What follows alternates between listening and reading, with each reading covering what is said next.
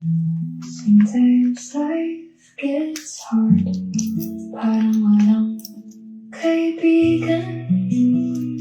Akala mo iniwan silang lahat, walked away. Pero may dahilan, there's a reason behind everything. God has a plan, trust Him, He's always listening. Minsan you feel alone, parang walang nakakaintindi. Noong kailangan mo ng tulong, no one stay by your side. Natanong ka, why me? Bakit sa'kin ito nangyayari? Akala mo walang pag-asa. Hey, God's morning mga kapatid. Today is May 22. No? At ngayon po ay araw na ng Friday. No? At sa ating muling pagtalakay sa ating daily devotion. Ngayon po tayo po ay tutungo sa Romans 10 verse 14. No? At pag-uusapan po natin ang talatang ito. No? At sabi nga ay pamagatan po natin itong Your Voice, Their Salvation. At ngayon po, sa ating pong pagpapatuloy, ating pong babasahin muli ang text natin ngayon, scripture natin for today. No? Gamitin po natin ay ang Amplified Version. Sabi po dito ng talata, but how will people call on Him in whom they have not believed? And how will they believe in Him of whom they have not heard? And how will they hear without a preacher o messenger? Okay, so sa ating pong pagtalakay, samahan niyo po ako at atin pong pag-aralan ang mensaheng ito. At ngayon po tayo po ay manalangin. O manaming banal na makapangyarihan, salamat po sa araw na ito. Sa muling magandang araw na ipinagkaloob niyo upang marinig ang iyong salita at upang amin ito'y matunghayan. Dalangin po namin, Panginoon, na sa patuloy na pagkakaloob mo ng knowledge and wisdom, Lord, pagkaloob mo sa amin ng iyong banal na Espiritu na siya lamang mangusap, Panginoon. And we believe, Lord, na ikaw ang guro, ang pinakamagaling na guro, na kaya lang makapagturo sa amin, sa aming lahat. At kami po, Panginoon, ay narito. Gamitin mo po ang bawat isa upang maipahayag ang iyong banal na salita, O Lord. Tago niyo lamang po ako sa inyong likuran at ikaw po ang mangusap. Speak to my vocal cords, none of me and all of you. In this I pray, in the name of our Lord Jesus Christ. Amen and amen. Mga kapatid, sa ating pong pagtalakay na ito ay isa po ay napakahalagang paksa. And sabi nga po ang talatang ito ngayong umaga ng Romans chapter 10 verse 14 ay naglalaman ng malalim na katotohanan na dapat po nating sabi nga, bagamat malalim, hindi ibig sabihin nito hindi na kayang hukayin. No. Ibig sabihin po nito ay kailangan po nating pagtuunan ng pansin. No. At dahil ito po ay nagpapatungkol sa plano ng Diyos para iligtas ang sanlibutan. At kasama tayo sa misyong yon. At ito yung serye ng tanong na ating binasa kanina na nagpapakita ng, sabi nga po ay magkakaugnay na hakbang kung paano umaabot ang kaligtasan sa bawat tao ayon sa kalooban ng ating mahal na Diyos. Kaya nga, napakahalaga po ng misyon nito. Kung siguro sa buhay ko po walang ginamit ang Panginoon Diyos, maaaring ganun pa rin ako sa dating buhay ko. At maaaring ikaw ganun din, mahal kong kapatid sa Panginoon. Kaya nga, mahalaga na tingnan natin at gawin natin kung anong sinasabi sa atin ng salita ng Panginoon. Ayon po dito sa ating binasang talata sa sulat ng taga-Roma, ito po isinulat ni Apostol Pablo noong 57 AD habang siya po ay nasa Corinto. At ito po si Apostol Pablo ay sabi nga ay nagbabahagi ng salita ng Panginoon Diyos. Ang bawat mga mambabasa ay mga mananampalatayang Hudyo at Hentil na naninirahan sa Roma, no? At ito po ay ang Roma ay alam naman po natin, ito po yung sentro, no, ng kapangyarihan noon. Marami pong Hudyo noon ang nag-aakalang ang kaligtasan ay para lamang sa kanila, no? Dahil sila po ang piniling bayan ng Diyos. At sapat na ang pagiging sabi nga ay they are descendant ni Abraham, at sabi nga ay sapat na yung pagsunod nila sa kautusan upang maligtas. Ngunit nilinaw po dito ni Apostol Pablo sa ating binasang talata, ang kaligtasan ay para sa lahat, Hudyo man o Hintil, malapit man o malayo sa Diyos. At dito po sa kabanatang ito, sa kabanatang 10, pinapaliwanag niya na ang pagiging matuwid ay dumadaan sa pananampalataya sa ating Panginoong Jesucristo. Ang sabi nga ng ating Panginoong Jesucristo, He is the only way, the truth, and the life. Wala na ibang daan. At ang plano ng Diyos ay kumpleto na. Ngunit kailangan itong maihatid ayon sa paraan na itinakda ng Panginoon. Sabi nga, paano nga ba ito maihatid? Isa iniisip na iba, Pastor, kaya ka nandyan kay. Okay, tingnan po natin. Hindi ho yan sa title. At ito, pag-aaralan po natin kung sino po ang mayroong katungkulan at bakit ito sinabi ng Panginoon. Tandaan po natin, ang sitwasyon noon ay katulad din ngayon. Marami po ang naghahanap ng katotohanan, marami ang naliligaw, at marami ang hindi pa nakakarinig tungkol sa ating Panginoong Hesus. Maaring kilala nila ang ating Panginoong Hesus, pero maaring kamag-anak mo yung tinutukoy ko ngayon. Maaring anak mo, kapatid mo, o maaring asawa mo, o maaring nanay mo, o maaring malapit sa puso mo, maaring kaibigan mo, na nangangailangan din po nito, ang ating Panginoong Hesus. At maaring ikaw ang maging daan. Noon, ang mga taga-Roma ang kailangang pangaralan. Ngayon, ang mga tao sa ating paligid, ating pamilya, kaibigan, katrabaho, kahapitbahay, sila po ang naghihintay na marinig ang salita ng Diyos. Ang plano at paraan ng dakilang lumikha ay hindi nagbabago. Ginagamit po niya ang tao para maabot ang kapwa-tao. Ikaw at ako ay tinalaga para maging tulay, tulad ng mga apostol noon. Bakit? Upang makilala ang tagapagligtas ng bawat tao sa ating paligid. At maaring kamag-anak mo yon, kaibigan, katrabaho, kasama, o kung sino pa man, kapitbahay, kakilala, o maaring di mo naman kakilala, maaring napadaan. At ang ebanghelyong ito po ay hindi titigil lamang sa atin. Okay na, ligtas na ako, okay na yan. Paano yung apo mo? Paano yung mga kaapu-apuhan mo? Kung titigil ka, maaaring tumigil na rin yung iba.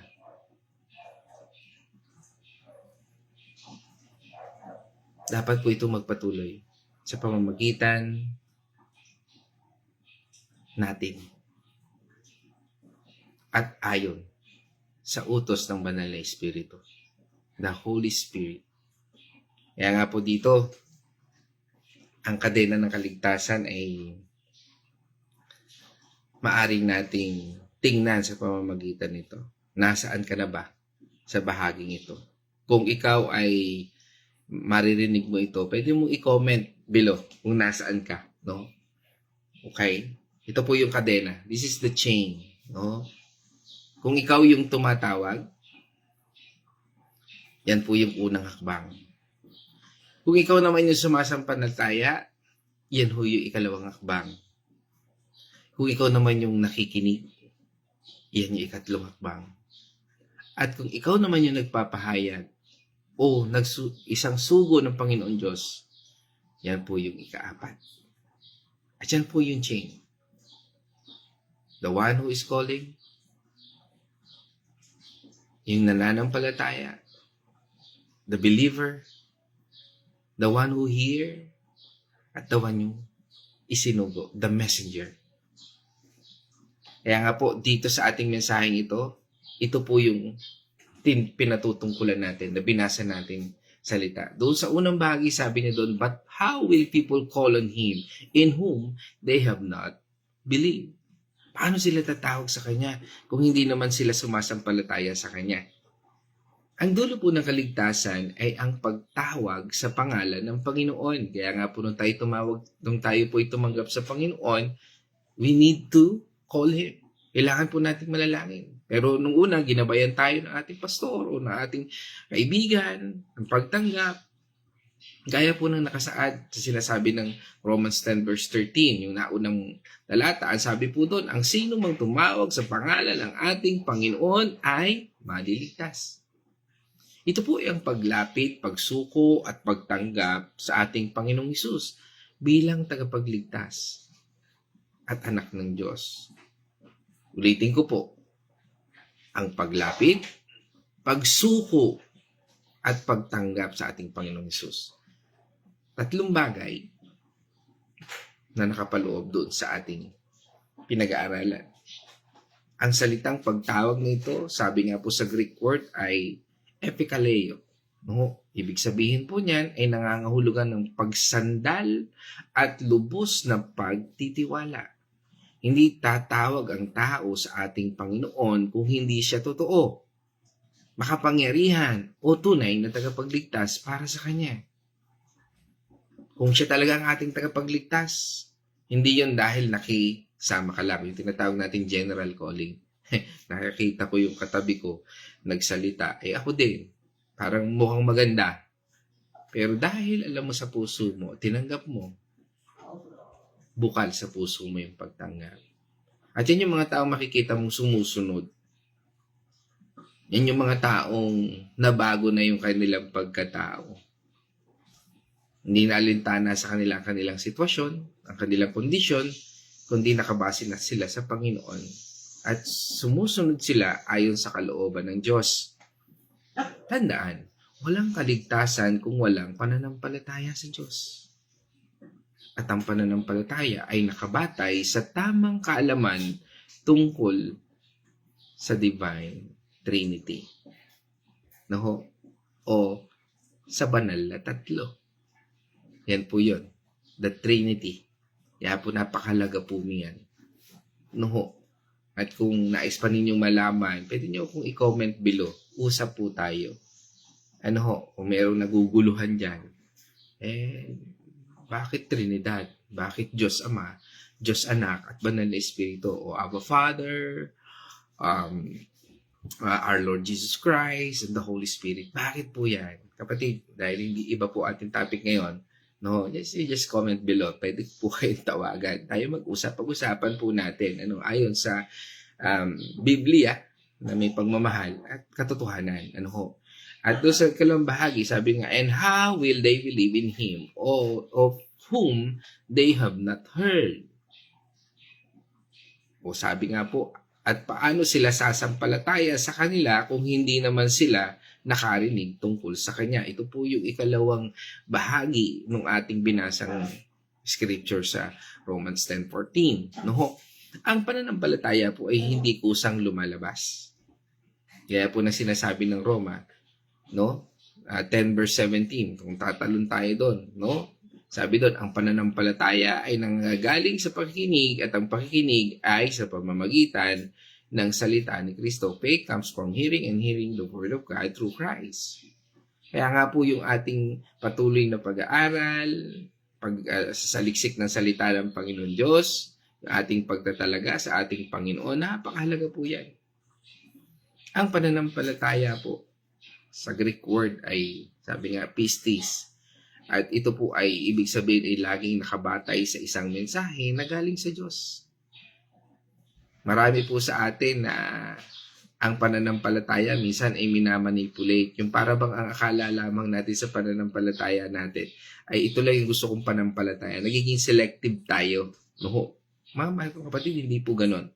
Sabi nga, when the Word of God comes to you, nakarating sa iyo, huwag mong patitigasin ang puso mo. Para kang magiging si Paraon. Si Paraon, nakarating din sa kanya yung salita ng Panginoon Diyos, pero tumigas sa kanyang puso. Ano po nangyari? Dinipit niya lahat ng Diyos sa buhay niya.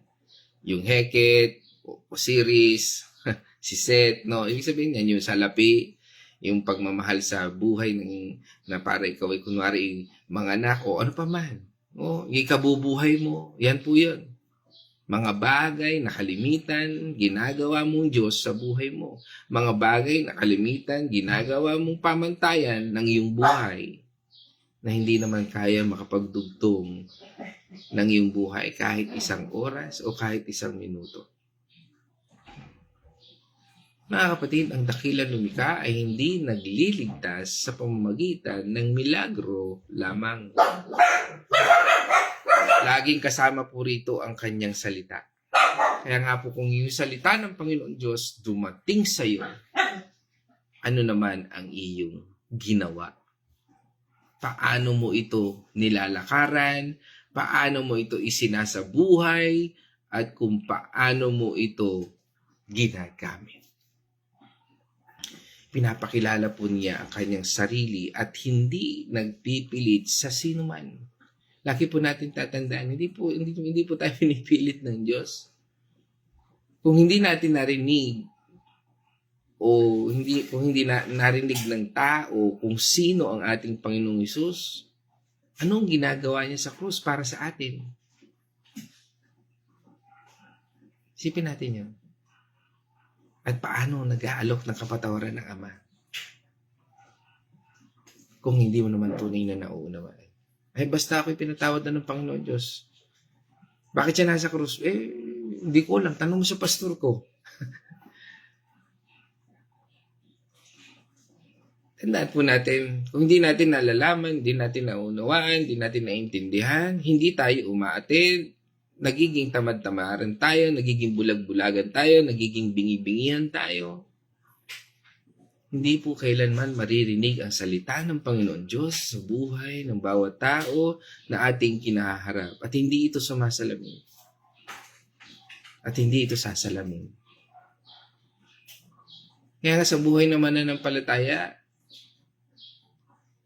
makikita po yan sa buhay natin eh. Kung minsan tinatanong natin, bakit hindi ko mahikayat ang aking asawa, hindi ko mahikayat ang aking anak, hindi ko mahikayat ang aking kaibigan. Tignan natin, ano nga ba pamumuhay natin, pag-uugali natin? Sinasalamin ba nito ang ating Panginoong Kristo? Nakikita ba sa atin ating Panginoong Kristo? Tandaan natin, alam ng Diyos kung ipinapahayag natin o hindi ang salita ng Panginoong Diyos. Hindi siya sinasabi lang. Hindi isinasabuhay natin. Again, hindi natin kayang baguhin ng sino man. At ang Ebanghelyo ay hindi pribileyo ng iilan lamang. Nais po ng Diyos na ang lahat ay maligtas at makakilala sa katotohanan. Kaya ibinigay niya ang paraan. Dapat itong marinig. At ang kawalan ng kaalaman tungkol sa plano ng Diyos ay nagiging sanhi ng pagkawala ng kaluluwa ng nilikha niya. Maaring yan ay kapatid mo, maaring yan ay asawa mo, maaring yan ay kaibigan mo, maaring yan ay kapitbahay mo, maaring yan ay ngayon mo lang nakilala. Ang sino mang taong nakaharap mo ngayon. Maaring sabihin mo nga, minsan parang kahapon, nagkita lang kami nito. Minsan parang kahapon, kausap ko lang ito. Talagang hindi mo masasabi ang panahon. Pwede ka nang kunin ni Lord. And that is the truth. No one can boast. And only God can. Alam ng Panginoon Diyos, hanggang dito ka na lang. Kaya nga doon sa sumunod na talata, from the last part, and how will they hear without a preacher, messenger?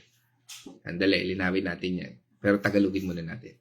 At paano sila makakarinig kung walang tagapangaral o sugo? Ito ba ay para sa mga pastor lamang? Pastor, kasalanan mo yan. Kasi dapat nandito, kung nandyan ka, nandun ka rin. At kung nandun ka rin, dapat nandun ka rin sa ibang lugar. Hindi po tayo omnipresence. Nasa lahat ng dako. Kaya tingnan natin, sino ba ang tinutukol ditong preacher o messenger? Paano sila makakarinig kung walang tagapangaral o sugo? Ang dali po magturo no? At dito po nakasalalay ang ating paksa. Ang ating title. Your voice, their salvation. Ulitin ko. Your voice, their salvation. O Tagalogin natin. Ang iyong tinig, ang kanilang kaligtasan. Kay pastor ba yun? Maaring tinig mo yan. Maaring tinig mo makapagsasalba sa mga taong kaharap mo ngayon o nakaharap mo ngayon o makakaharap mo ngayon o nakaharap mo noon. At ito ang pinakamahalagang tanong. Paano sila makakarinig ng salita ng Diyos kung walang magsasabi? Kaya ako pag kami nagtatanong, Pastor, pakipray po nito. Ang lagi kong tanong, sila ba ay kumilala na sa Panginoon? Nakakilala na ba sila sa Panginoon? Yun lang po, Pastor. Bakit hindi mo pakilala ang Diyos sa buhay nila? Bakit hindi mo sila patanggapin? Pastor lang ba pwede magpatanggap? Hindi po.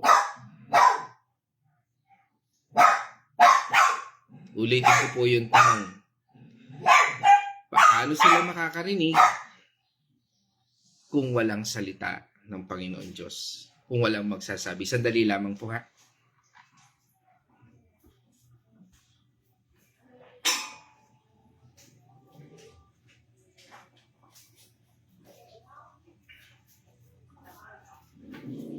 Pasensya na ho at ang aking mga alaga ay medyo makukulit at maingay. Okay, going back no ho. Dito po sa ating paksa ay napakahalaga po na atin pong ibahagi ang salita ng Panginoon Diyos. Ang salitang sabi nga po ay tagapangaral o mensahero ay sa Greek word po ay keriso. No? Ibig sabihin po niyan ay nangangahulugan na tagapagbalita o sugo ng Diyos. Noon, ang sabi nga po ay mahalagang balita ay mula sa hari ay dinadala ng tao. Hindi po basta-basta lumilipad.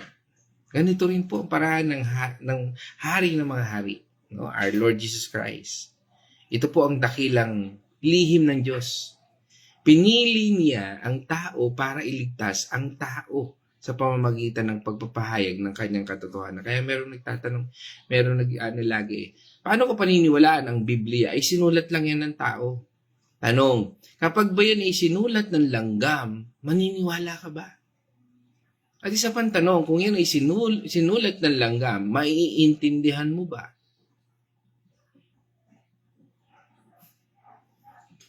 Hindi siya nagsulat sa langit para makita ng lahat ng mensahe ng kaligtasan. Hindi siya nagpadala ng anghel sa bawat bahay upang ipahayag ang salita ng Diyos. Hindi niya ipinasok ang kaligtasan sa puso ng tao ng kusa na walang pakikilahok ng iba. Bakit? Dahil ang kaligtasan ay nagbubuklod sa atin at nagdudugtong sa atin sa Diyos. Ang karanasan natin sa pagliligtas ng Panginoon ay dapat maging misyon nating ibahagi ang kabutihan niya.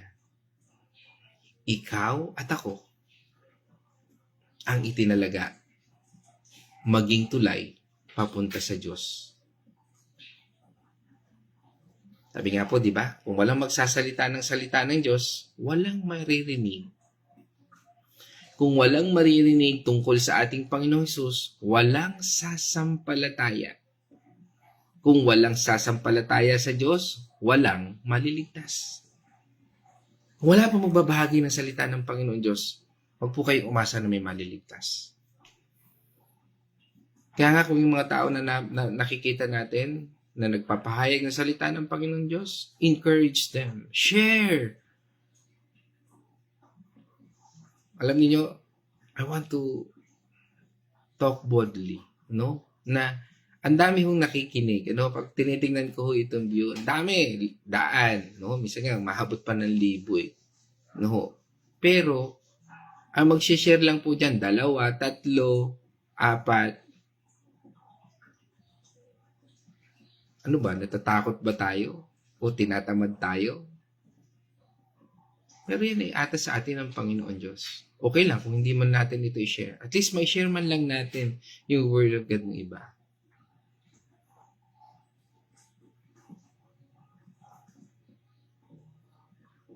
O may share natin ang Word ng ating Panginoon Diyos. Alam niyo minsan, tayo ang pumuputol sa salita ng Panginoon Diyos. Na imbes na i-share natin, ibahagi natin sa iba, minsan, nagkikibit balita, nag-ano lang tayo. Okay, ako'y nakapakinig na, sapat na yon. Minsan nga, nagtatampo ka pa Pastor, di mo lang ako nabati. Nandun din ako.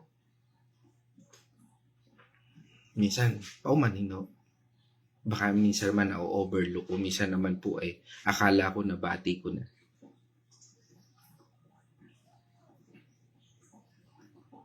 Minsan mas nauna pa po yung pagtatampo natin kaysa yung how we'll take the message from God.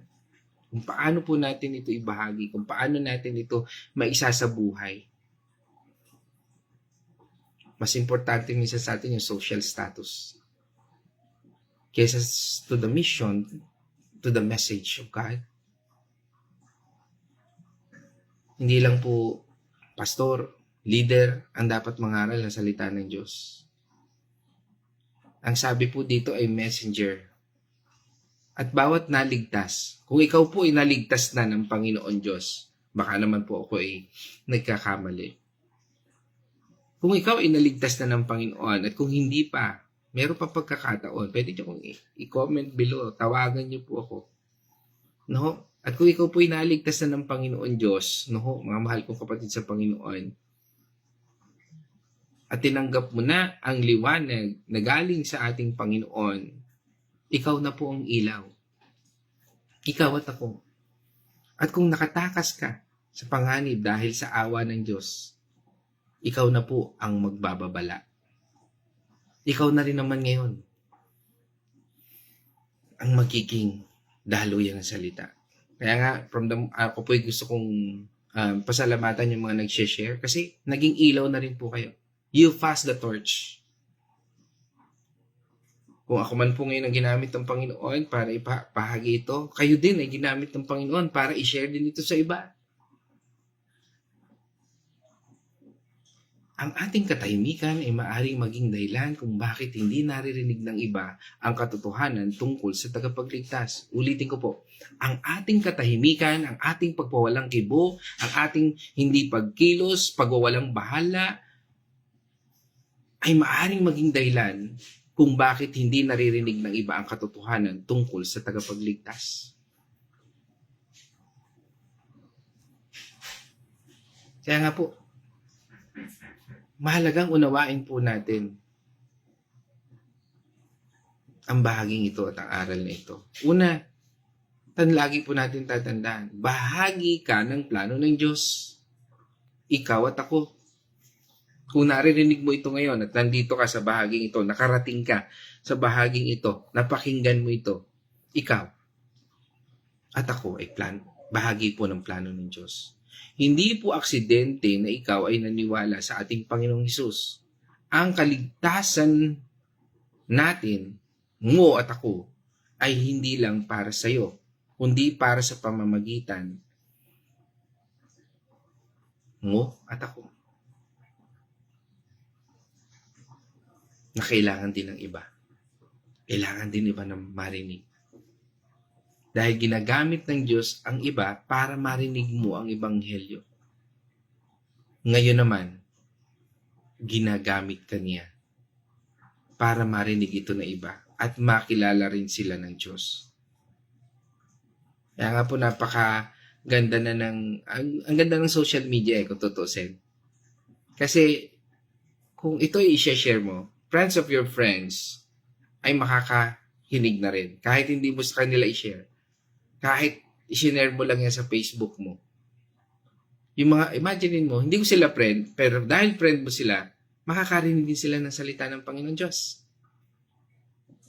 At kahit hindi po dito sa platform nito, anything na nangusap sa inyo ang Panginoon, i-share nyo kaagad.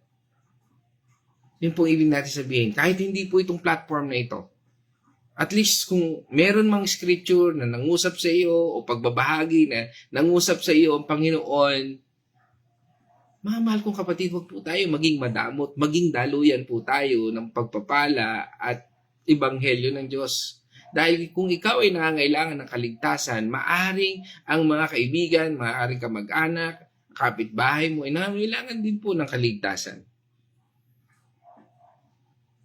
Ang iyong posisyon, trabaho, pamilya at kaibigan ay bahagi ng estratehiya ng Diyos upang maabot ang marami. Kaya nga may tanong dyan Ano ba ang prayer request mo? Pastor, gusto ko po makakilala ang aking pamilya sa aking Panginoon at ang aking mga kaibigan, lahat po yan. Ang tanong, paano mo ba ito ginagawa? Nagsisimba lang po ako araw-araw. Nagsishare ka ba? Hindi po Hindi ako marunong Okay. Matag ka ng Bible study. Busy po ako Ano pa ba? Okay, attend ka ng God's Morning, tapos i-share mo. Sige po. Nakalimutan ko pastor Ang daming dahilan, no? Sabi nga, pag gusto, may paraan. Pag ayaw, napakaraming dahilan. Ikalawa, kinakailangan po ang salita ng Diyos. Kaya nga doon sa mga dahilan natin, gagawin nating second point yan. Hindi mababago isang tao, hindi maniniwala isang tao kung walang salita ng Panginoong Diyos. Dahil hindi po sapat ang pagiging mabuting halimbawa lamang. Pinagawa ko ito, ginawa ko ito, ganyan yung ginawa ko. Puro nakatuon sa iyo, hindi sa Kanya. Kaya nga po, napakahalaga po, hindi po sapat ang mabubuting halimbawa lamang. Tandaan po natin, hindi po tayo mapapadala sa langit dahil sa gawa natin, kundi dahil sa gawa niya. At nagagawa natin ang mga bagay na ito kung may salita ng Panginoon Diyos sa buhay mo. Mahalaga mabuting pamumuhay ayon sa kalooban ng Diyos. Pero, kailangan pa rin ng salita ng Diyos. Dapat nilang marinig na namatay ang ating Panginoong Hesus para sa kanila at muling nabuhay ayon sa kapangyarihan ng Diyos para sa ating lahat. At ang kaligtasang ito ay dumaan sa tainga, papunta sa puso na binuksan o binubuksan ng banal na Espiritu. Kung hindi nila maririnig ang pangalan ng ating Panginoong Hesus at ang katotohanan tungkol sa Diyos, paano sila maniniwala? And that is the very big question. Kaya nga kung ikaw ay totoong mananampalataya, dapat nagbabasa ka ng Biblia. May inaatinan kang Bible study. Hindi rason ang iyong kondisyon. Dahil pwedeng humanap ka, gumawa ka ng paraan. Through the wisdom of God. Kung hindi ka pwede sa oras na gano'n, maaaring pwede naman sa ibang oras na ganito.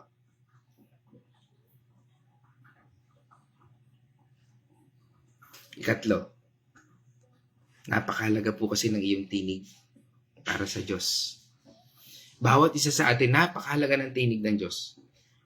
Yung tinig mo, tinig ko, mahalaga po yan sa Panginoon Diyos.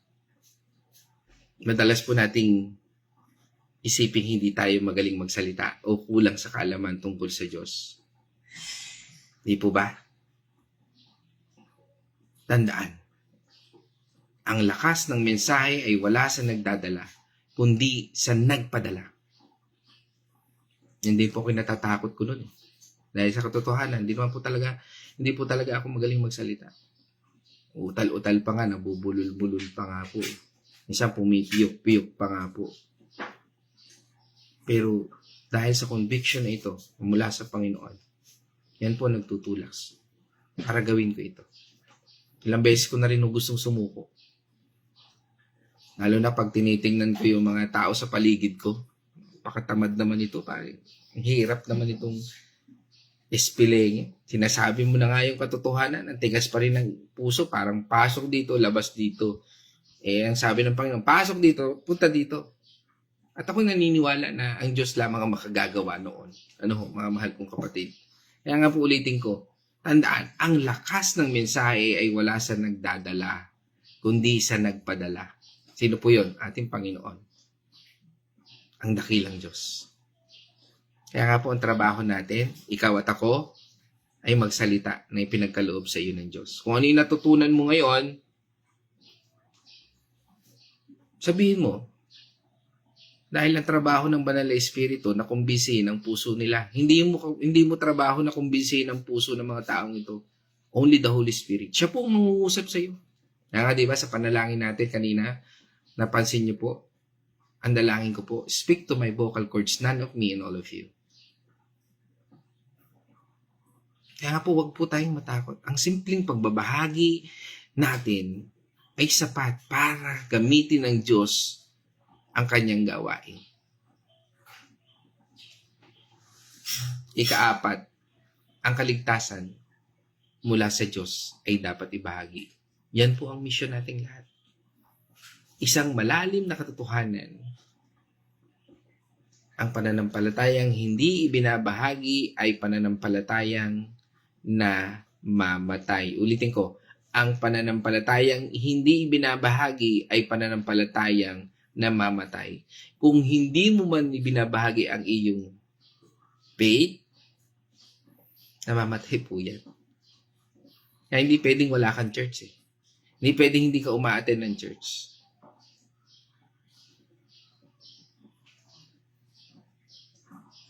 Dahil ang tunay po na nakakakilala sa ating Panginoong Hesus ay hindi makapipigil ng bibig sa pagpupuri at paghahayag ng kabutihan ng Diyos. Bubukal po yan. Aawas po yan. Kaya nga makikita mo isang tao pag sinabi mo, bro, ikaw mag-pray. Hindi po ako handa eh. Makikita mo na kagad yung emptiness. Bro, gawin mo ito. Hindi ko po alam kung paano gawin eh.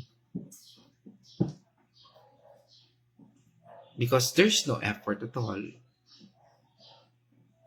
Tamad kang alamin, tamad kang magpaturo, at tamad kang minsan humakbang.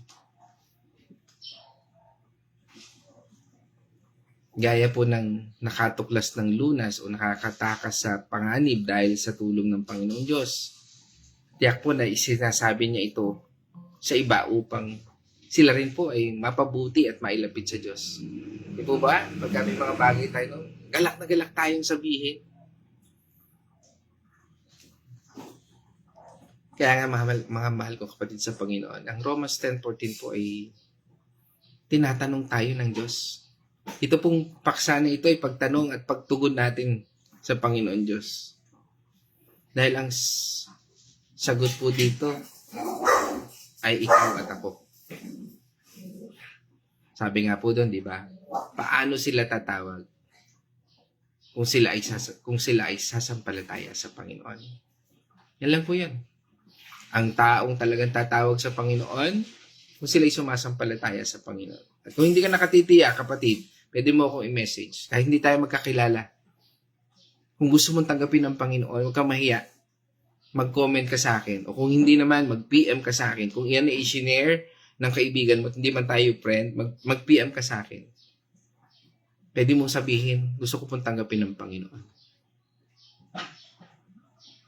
Pwede mong ibigay yung iyong number. Kung dito lang sa Pilipinas, tatawagan kita.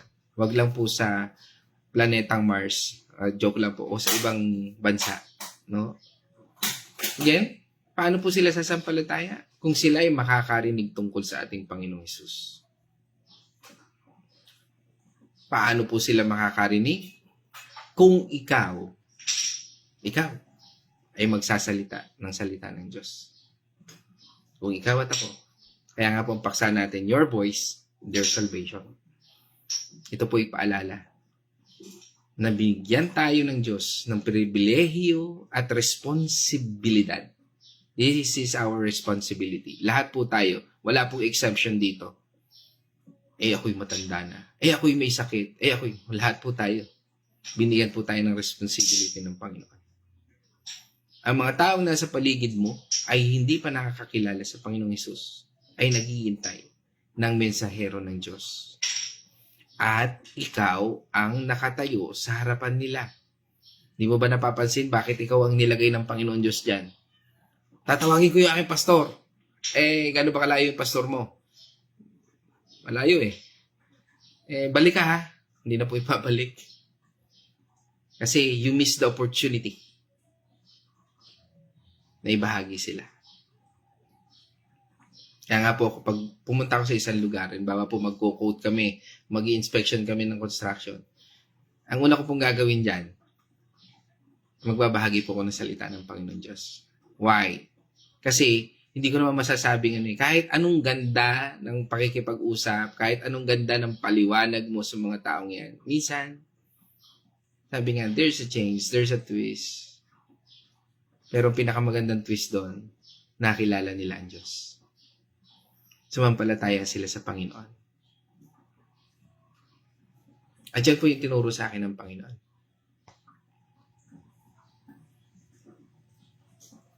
Huwag isiping maliit lang ang kaya mong gawin para sa Diyos. Dahil ang iyong tinig kapag ginamit ng dakilang lumikha ay nagiging susi para mabuksan ang kaharian ng langit para sa kanila. Ang simpleng kwento o kwento mo, kwento ng buhay mo, ng pagliligtas ng ating Panginoon Diyos ay simula ng kanilang walang hanggang buhay kasama ng Diyos. That is the beginning. Kaya nga, mahal ko kapatid sa Panginoon, simulan mo ngayon. Sa pamilya, kaibigan, katrabaho, kapitbahay. Sabihin mo lang kung paano ka iniibig at niligtas ng Diyos. Dahil sa uli, ang iyong tinig ay maririnig, ang tanging pagkakataon nila para marinig ang mabuting balita mula sa ating Panginoon Diyos. Mga kapatid, dyan po ako magtatapos. God bless everyone and see you again next time. No? Kaya nga po mga kapatid, sa ating pagtatapos na ito, naman tayo po inapagpala ng ating Panginoon. And sa ating pong buhay na ito ay tutungo na po tayo dahil ang aking pong partner ay alam naman po natin, nabanggit ko na, na-announce ko na nung nakaraan, na siya po ay bed rest. Kaya hindi po natin nakakasama ngayon dito sa live, pero kasama pa rin natin, nakikinig din po siya. Although nandun siya sa room namin, sa kwarto namin, pero nakikinig din po siya. At ngayon, sa buhay po natin ito, ay nawa tayo po ay maging daliw yan, and we need to respond, sa anumang panawagan ito. At nawa ito ay tumimo sa ating puso upang magbigay ito sa atin ng realization sa buhay natin. Ano nga ba yung dapat nating gawin sa ating Panginoon? At ngayon, tutungo na po tayo sa ating mga kapatid online. At I want to thank this person, mga nakasama natin ngayong umagang ito. At ito po ay sina. Yan, pinangunahan po tayo ng ating mabait na kaibigan, pastora, aking nanay, si Pastora P, Andal Artillaga. Yan. Isang mapagpalang umaga po sa inyo, Pastora P, at sa inyong buong pamilya, sa Andal Artillaga family, sa inyong buong anak, manugang, at mga apo. Isang mapagpalang umaga po sa inyo. Yan. At sinundan po yan ng magandang lalaki, na naming kapatid, yan, ang aming Kuya Chris Artillaga. Yan, isang mapagpalang umaga po dyan sa Bulacan, Chaong. At pagbati na rin natin sa mga kapatid natin dyan, Dyan si Nay Marta, Nay Gori, at si Nay Lina, siyempre kay Yasel at kay Inigo. Yan, isang mapagpalang umaga po. At dyan, sama rin natin ang aking magandang asawa. Yan, bedrest siya. Siya po ang aming Disney princess dito sa bahay. Bawal kumilos. Yan po ay payo ng doktor. At yan, kasama rin po natin ngayon ay ating kapatid, si Brother Ralph, Rafael Freyo. Yan, from Barangay San Ignacio. Isang mapagpalang umaga sa iyo kapatid. Yan, at sa iyong buong pamilya. At yan, nabanggit ko naman si Nay Marta. Yan, kasama na rin po natin, nabanggit ko na po. At yan, kasama rin po natin ngayong umaga dito sa ating God's Morning. Yan, from Candelaria, Quezon, kasama natin ito. Yan, si Bernard Castillo Mandigma, ating kapatid, no? Yan, sa Candelaria, Masalukot. Yan, isang mapagpalang umaga sa iyo, kapatid. Ingat-ingat at magpataba, no? Sabi nga sa laging overtime, no? Ingatan ang sarili, kapatid. Yan, at kasama rin po natin ang ating kapatid na mabait. Yan, ang ating pong isang kaibigan din po natin, ano? Yan, bago kong kaibigan, si Sister Manilyn Mendoza, and congratulations sa inyo. Yan, no? Sa nakita kong proposal ng isa kong kaibigan, no? Yan, isang mapagpalang umaga sa inyo, si Sister Manilyn Mendoza. Purihin ang Diyos at pagpalain kayo ng ating Panginoon. At tungo naman po tayo sa Barangay Dolores. Yan. Ama, yan po kasama po natin ngayon si Tatay Victor Dalangin. At pagbati rin po natin kay Nanay TC Dalangin. At tungo naman po tayo sa Makati City. Kasama po natin ang ating kapatid na lagi rin nating nakakasama, si Sister Babes. At pagbati na rin natin sa buo niyang kamag-anak sa Bulacan, Santa Maria, ang Vasquez family diyan sa Bulacan. Sa mapagpalang umaga po sa inyong lahat. At tungo naman din po tayo sa Villa Escudero. Kasama po natin si Nay Winnie Patuan. At pagbati natin sa kanyang buong pamilya, apo at mga angkan diyan sa Villa Escudero. At sa pagbati na rin natin kay Ate Lisel Dalangin, at sa kanyang buong pamilya. Yan. At sinundan po yan ang ating kapatid mula naman po sa Maranata. Kasama po natin si Ate Nela Nonoso. At pagbati natin sa buong Nonoso family. At yan, sinundan din po yan ang ating kapatid mula naman sa Santa Rosa, Laguna. Kasama natin si Caroline Mercado. Yan po. At pagbati natin siyempre sa aking anak na si Casey. Ganun din kay Kyle na nasa Batangas. At ang aking mga pamangkin na nandiyan sa Santa Rosa. Ay si Shai, si Princess, si Jelos, si CJ. At sino pa? Yan, kasama rin po natin from Dolores, Quezon. Ito po masipag nating nanay. Itong aking natutuwa po ko dahil talagang hanggang ngayon po ay yung kauhawan niya sa salita ng Panginoon Diyos ay makikita mo at nakaka-inspired dahil sabi nga doon sa kanyang edad ay nandun pa rin siya, hindi pa rin siya nawawala doon sa Bible study at yung reflection.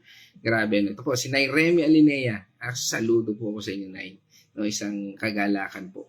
Yan. Nawa ay dumating din ako sa punto na yan. At gusto ko rin batiin nga pala ang aking partner. At na ngayon ay kanya pong kaarawan, si Architect Arnel Capadosa. Purihin ang Diyos sa buhay mo, Archie. Yan. At patuloy kang pagpalain ng ating Panginoon Diyos. Yan. At yan. Magpagaling ka, partner. Yan. At lagi lang tayong manalig sa ating Panginoon. Yan, nabanggit ko na rin si Ate Lisel, At sino pa? Yan, aking nanay. Ito, nandito naman sa bahay po, Aking nanay na maganda, syempre. Corazon Gano Mercado,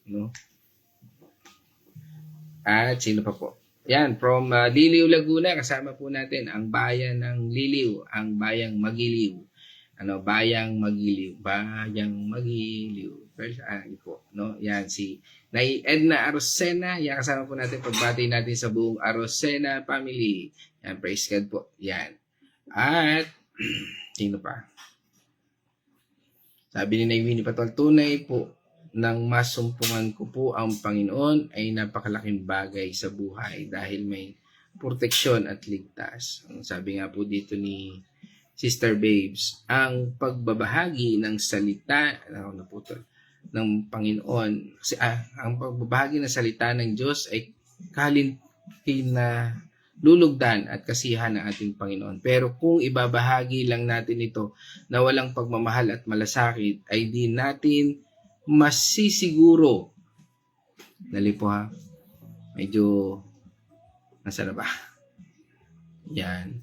Pero kung ibabahagi lang po natin ito ng walang pagmamahal at malasakit, ay di natin masisiguro kung ito ba ay pakikinggan o paniniwalaan ng pinagshashare natin. Kasi ang pinakamahalaga sa pag-share ng salita ng Diyos ay ipanalangin muna natin sa ating Panginoon, tama? Yan, at hingin ang guide ng Holy Spirit at naniniwala ako na ang Holy Spirit ang kikilos at ihipo sa ating mga napagshashare ng salita ng Panginoon. Amen. Naho, yan din po yung ating shinare kanina. Naho, yan. At, yan, sino pa po ba? Yan. At tingin ko lahat po ay atin na pong nabanggit, no? Salamat, no? At sa lahat ng mga kapatid natin na ngayon na nandito, at sa lahat ng mga kapatid natin na nag-share, no? Ito po ay ang mensahe natin ngayon. Your voice, their salvation. Maaring hindi ka man na nagsalita, pero isinare mo itong voice na ito. Maaring ikaw na rin yung naging tinig ng Diyos. Nakatulad ko din po, hindi po galing sa akin yung salitang ito. Hindi dahil lamang, galing din po sa Kanya. At dalangin ko lang na ang sino man makarinig ng mensahe nito ay makakilala sa Panginoon.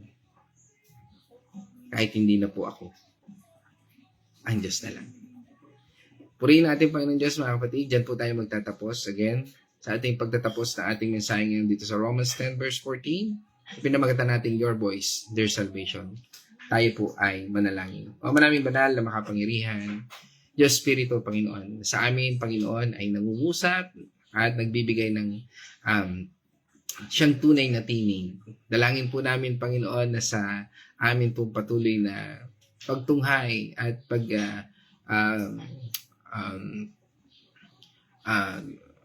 tanggap sa hamon na ito. Lord, bigyan mo kami ng lakas na nagmumula lamang sa iyo.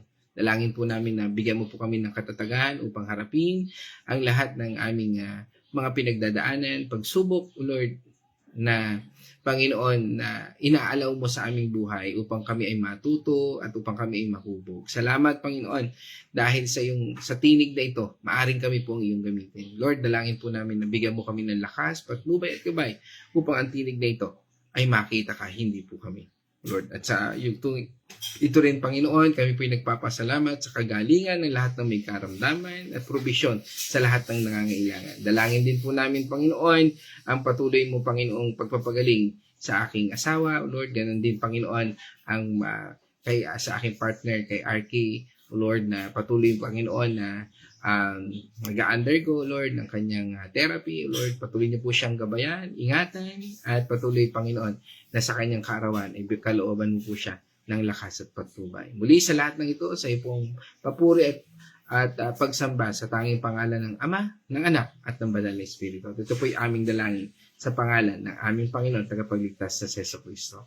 Amen, amen. Mga kapatid, let us shout the shout of victory. Christ has died. Christ is risen. Christ will come again, and together we are for Christ. Again, God's morning, everyone.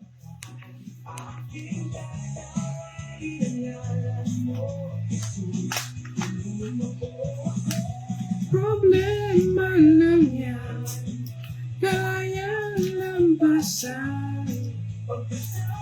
Kung Jesus, di ako bibitaw.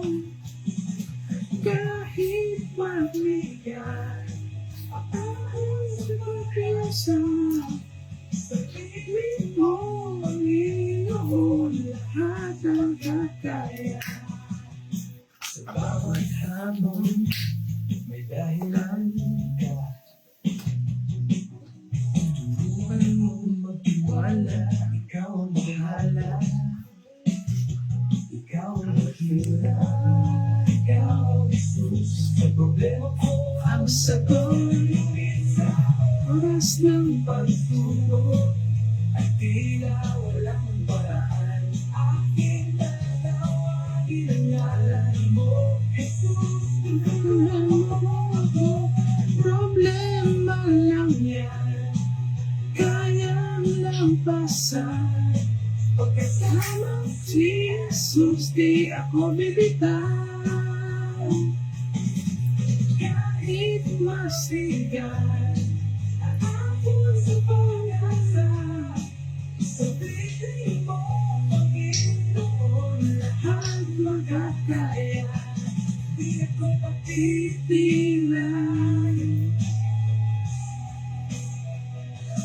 Di ako patitilan.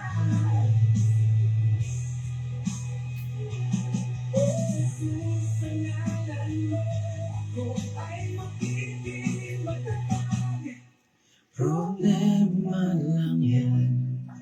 Problema lang yan. Sa'yo nagtitiwala, Jesus. Susayaran mo ay magiging matatag. Problema lang yan. Problema lang yan. Sa'yo nagtitiwala, Jesus.